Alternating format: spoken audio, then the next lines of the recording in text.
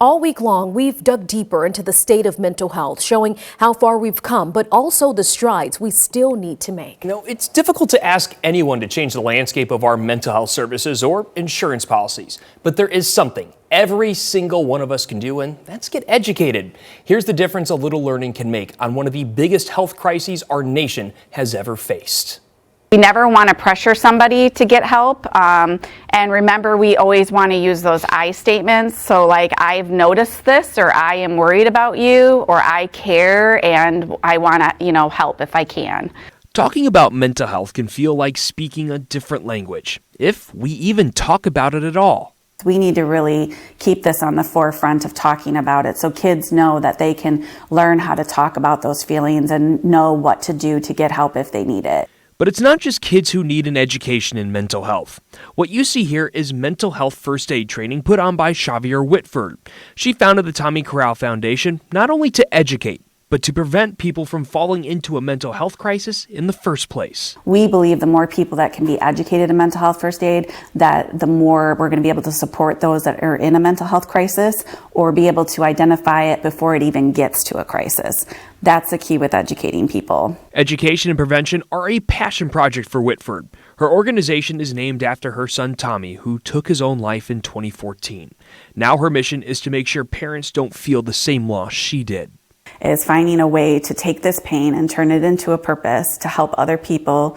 And also, honestly, I do it every day to keep his memory alive, to honor him and the person he was. Whitford isn't stopping with her own classes. She's working with our local representatives to make mental health a mandated part of education for our kids in school. But also just teaching kids to talk about these things. We have physical education class. We need to have mental health education class as well. While that bill is getting worked on in our state's capital, one person who is on the ground right now in schools giving mental health education to our kids is Kevin Polke.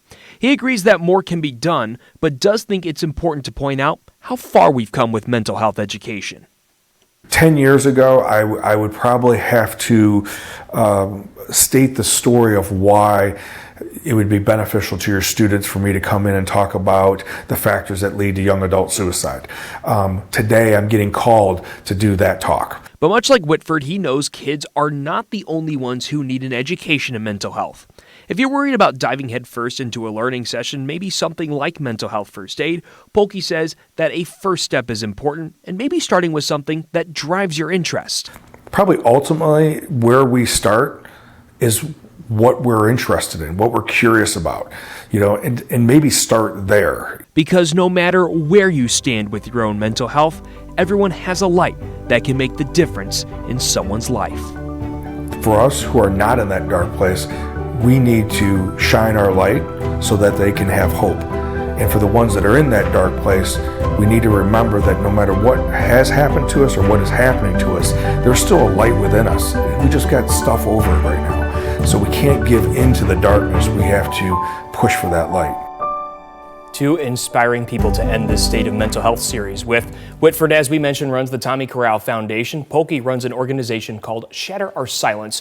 Both would be delighted to share events they're hosting that could change your understanding of mental health. Definitely a great week of educational stories. And we tackled other major issues on mental health all week long. We have a special State of Mental Health page where you can catch up on all of our coverage on WREX.com. And